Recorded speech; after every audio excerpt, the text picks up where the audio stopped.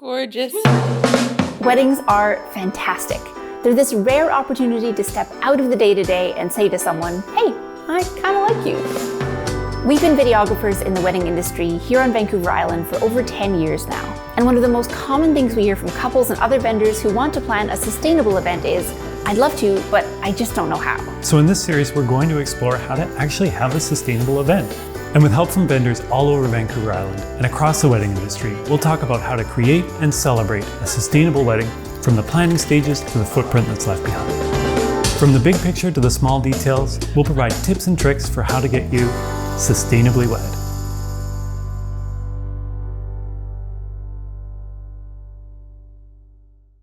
If you watched our first episode in the series, you'll know that we started by exploring what it means to plan a wedding with your values at the heart of your planning process. But one of the other things we learned as we talked to industry professionals is that it's so important to find the right vendors, the people who share your values and can bring your wedding to life in a sustainable way. So that's what we're going to explore in this episode. How do you find your people? And to start that, I asked a wedding planner to tell us what exactly is a wedding vendor and how do you start that conversation? Well, I always like to start talking to my couples about these people, these humans that they're going to have all day long at their special day, that they need to be really thinking about what it is and who they want there. And so this team are the people that are going to make your vision become a reality. Caitlin is a wedding planner in Victoria and she is fantastic. I chatted with her a bit in episode 1. We were able to meet at the top of the hill with a sweeping view of the ocean, which is just kind of the perfect Vancouver Island experience. As a planner, part of Caitlin's job is to help couples connect with the right vendors. I always tell couples it's like looking for a date. So, you look at their portfolio, you look at their Instagram, you talk to the mutual friends, and you get a really good idea of who these people are and what they're all about. And then when you do meet up with them, treat it like a first date. Yeah. Talk to them, ask them what they like to do on the weekend, their favorite beverage or their favorite hike, and get to know them on a human level. Right. And then talk to them about the florals or the rentals after that. Because like I said, these are the people that you're spending an entire day with. And so if you know them on a deeper level, then they're going to deliver that vision for you on that deeper level. Right. Because there's a lot of trust there. Like you are putting your trust in these people to make your vision come to life, to make it a reality. So they need to really get you, right? Yeah. And all too often I find that people get in this mindset of a to-do list and they need to check off the list of, okay, I need to get my florist and my photographer and my videographer, check, check, check. Mm-hmm. But slow down, enjoy the process in the journey because there's so much value in that. So I just think that there's so much value in just slowing down the entire process. Because it isn't just about that shared vision, it's about shared values too. You need to know that that person's on the same page with you so that when they're making choices on your behalf and putting this together, that they're doing it in the way that you feel really good about too, right? Exactly. Finding the right personality fit is such an important part of the process. So I met up with Jessie, a local photographer who's been shooting weddings for over a decade. Well, one of the things we've heard from planners in particular is that it's so important for couples to find vendors whose personality they really click with. Yes. And from a photographer's point of view, you spend a lot of time with the couple. So why is that important from your perspective to really, get along with that couple? Well, photographers in particular are spending more time with the couple than any other vendor. We're their shadow for the entirety of the day or however many hours they hire us to be there. Yeah. So it is important to get along with your photographer and feel like you are on the same page. Because they're gonna be there seeing everything that's happening behind the scenes. I was saying to a groom, like, I'll be there when you put your shirt on in the morning, and I'll be there when you take it off on the dance floor. So there's a lot of shirt off time in the day. So again, as long as you're cool with me being there for that. Yeah. So thinking about, that personality piece again, how does finding the right photographer help you get those meaningful shots in the long term? Yeah, I think, again, just finding somebody who you kind of share your values with and figuring out how your personalities are going to mesh, knowing that they see the same things that are important as you do. But your day is going to be what it is, and lean into what makes you you, lean into what you appreciate as a couple, and lean into giving the community, your family, all your friends a good gathering. Awesome. Yeah. Okay, so personality fit is obviously important, but finding a vendor who shares your values, who you actually enjoy spending time with, and who is doing things sustainably isn't always easy, partly because sustainability looks different for every different vendor category. Mandy Rogers owns Hunt & Gather Hair Company and has been really focusing on sustainability in every aspect of her business. She's worked just a ton of weddings over the years, and so while I was getting my hair done, I thought I'd ask Mandy about some of their initiatives. Can you tell me about some of the things that you've done as a business to be more sustainable as a salon? So we started out with being really strict about how we were going to select which product lines we were going to carry. Yeah. So we made sure to do a lot of research into working with brands and companies that were passionate about the environment. By the way, I'm having a gloss put on my hair here. She isn't squirting peanut butter on my head, although it does kind of look like that. So a lot of it was focused on those types of small physical changes, introducing recycling programs, things like that. It wasn't until COVID hit and I had the opportunity to take a few months off. That's a really nice way to put that. Right? That I was looking into actually getting certified. Okay, so Hunt & Gather have now been certified as a carbon neutral salon. They're part of the Vancouver Island Green Business Collective, the Green Circle Salons Initiative. They're bullfrog powered, which means they use renewable energy, and they're a Surfrider approved ocean friendly business. I've probably missed a few in there as well. I asked Mandy about what getting certified was all about. It was so much easier than I had initially thought. I don't know what I thought you were supposed to do as a business. Like, you were supposed to work in a garden all day. Or, I mean, that'd be a nice hair salon. Walk around and just wear hemp. Like, I definitely was very naive to how many small changes we could make in our daily lives. And through that process, it then just snowballed. And I started looking into offsetting our energy consumption, offsetting our carbon, and now moving forward with we're gonna offset our plastics. So it's been a really gradual process for us, and the past few years have been so rewarding because it's helped me to recognize that in an industry like the beauty industry, we can still be stewards to the environment, right? And to our communities, because we are notorious wasters in this industry. After hearing from Mandy, one of the things we really grabbed onto is that a sustainable vendor isn't just someone with a great recycling program, although that's good too, but it's someone who takes sustainability to heart and really tries to incorporate it throughout their business. But this looks different for every vendor, and what Mandy's doing at Hunt & Gather isn't going to be what another vendor can or should do. So I went over to the Inn at Laurel Point to talk with their wedding planner, Casey, about some of the initiatives that they've got going on there. When we think about sustainability as a vendor or for a wedding, your mind goes to things like recycling programs. But here at the Laurel Point, you've got so much else going on. And I wanted to ask you about the breadth of those programs. What have you got going on here? Absolutely. So we were the first carbon neutral hotel in BC, and we have just expanded our program since then. So not only do we have a pretty extensive waste reduction program where we have actually reduced our waste by about 77% over time. In addition to that, the entire Erickson wing is cooled geothermally. So we actually actually pump in water from the ocean, and it goes underground, and it cools all of our Erickson Wing suites in the summertime. So we save quite a load on the energy costs there. That's so cool. Yeah, it's super cool. So you're actually like using the environment around you to make this a more sustainable place. Absolutely. Amazing. Yeah. When you start talking to vendors like this, you realize how many cool things are possible. And the list kept going on at the Laurel Point. They used all LED lights, they have a soap and bath product donation system, and so much more. One of the things I really liked is their edible garden, which literally builds sustainability right into the landscape.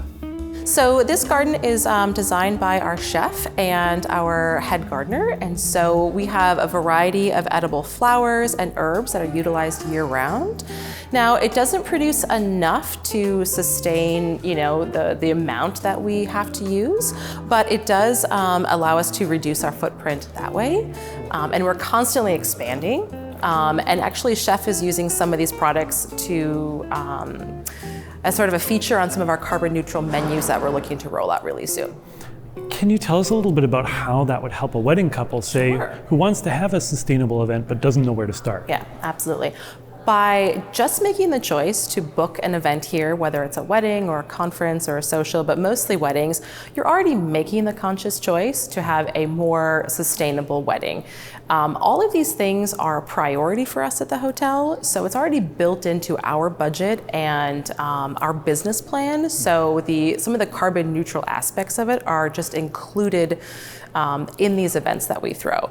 I think it's different if it's just two individuals going out for dinner and choosing to have vegetarian or steak. But when you're hosting a party of 100 to 200 people, the amount of carbon that goes into transporting that piece of beef or transporting something across the country, that's a big deal. And if you could make that decision to serve something a little differently or prevent the buffet waste from going into the trash, when we think about the number of weddings that we host or the number of weddings that are being hosted around Victoria, maybe the impact of your one event is not going to be impactful, but when you add all of those weddings together, it's a huge impact. And by making more conscientious decisions, you are doing better by the planet. This is such an important point, and it's something we touched on briefly in episode 1. It's really easy to say, look, this is just one day of my life. I can afford to make some not super sustainable choices. But like Casey says here, it's important to consider the impact of that choice multiplied by, say, 100 guests at your wedding. Then think about the impact of a few thousand weddings just on Vancouver Island alone every year. This industry has a massive footprint, and personally, I think that vendors have a lot of the responsibility to make the changes necessary to reduce that footprint. But that's also why it's so important to find vendors who are doing things that align with your values, who make it easier for you to make smart choices.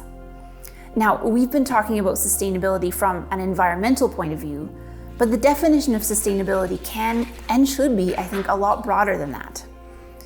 I spent some time talking with Thanushi, the owner of Wild Bee Florals, about what sustainability can look like when we think about it more holistically. Sustainability means that we are working within a cycle or a system that you're not extracting too much and you're putting it back in.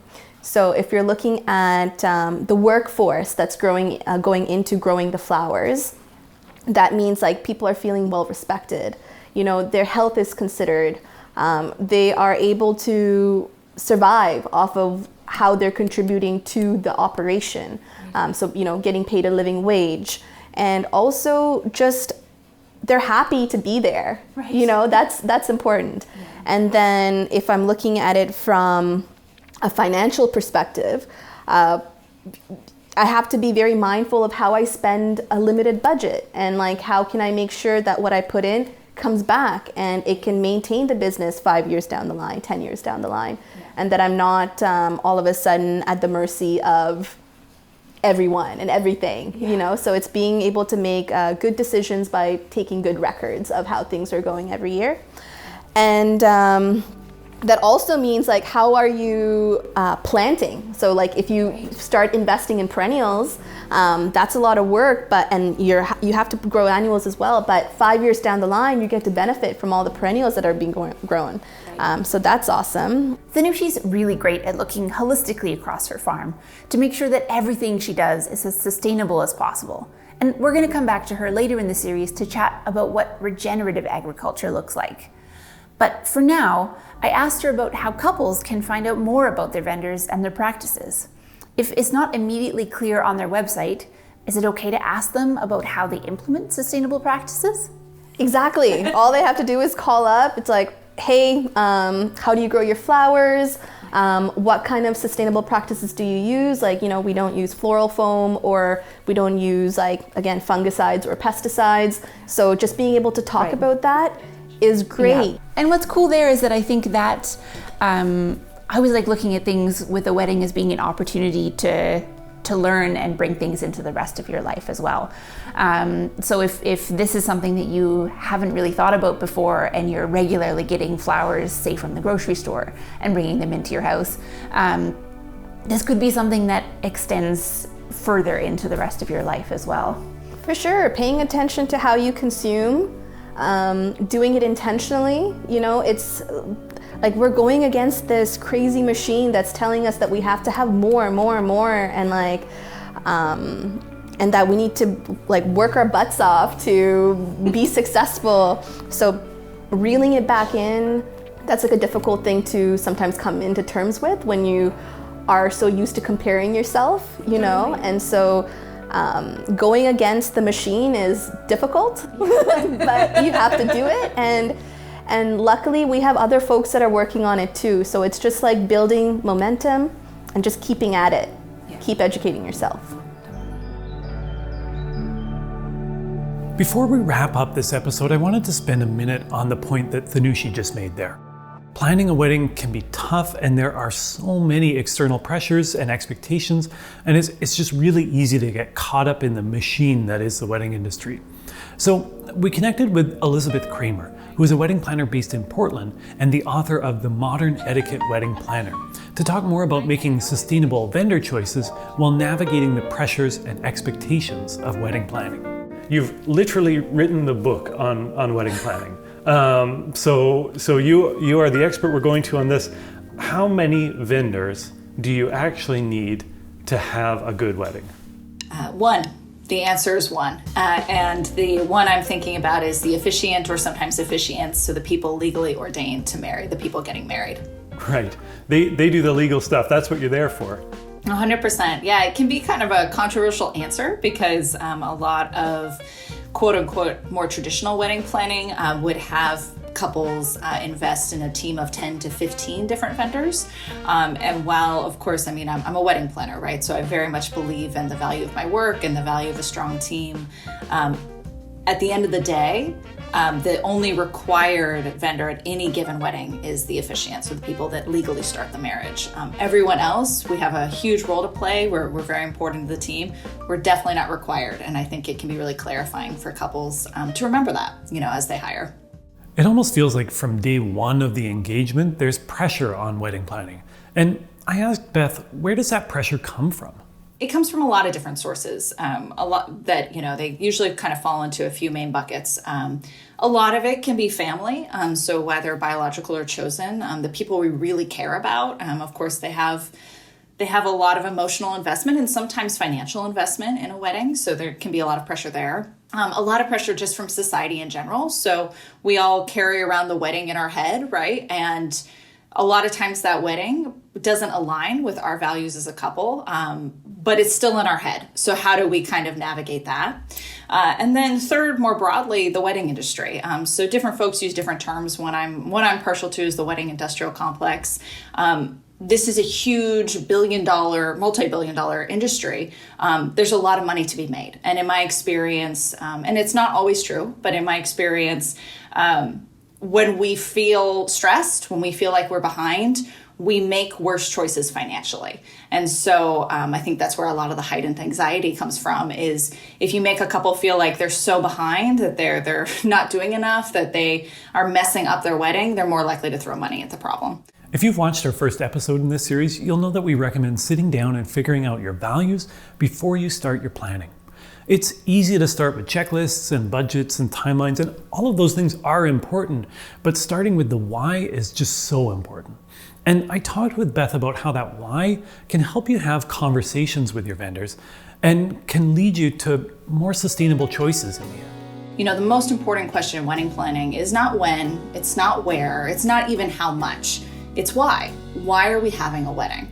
And that, when I say that, sometimes people are like, what do you mean? We're having a wedding to have a wedding, you know, and to start a marriage. And the answer's right there, right? Because if you're having a wedding to start a marriage, the wedding is important, but let's focus on what do you want this marriage to be, right? What do you want the values? What do you want the intention of the marriage to be?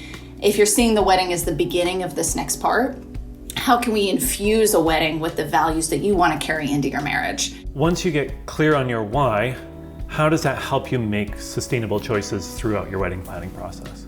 So one thing that I often see couples come up against is if something is sustainable, usually it costs more money because we're being more intentional about how it's being grown, how it's being made, where it's coming from, right? We're all very familiar with this in other aspects of our life.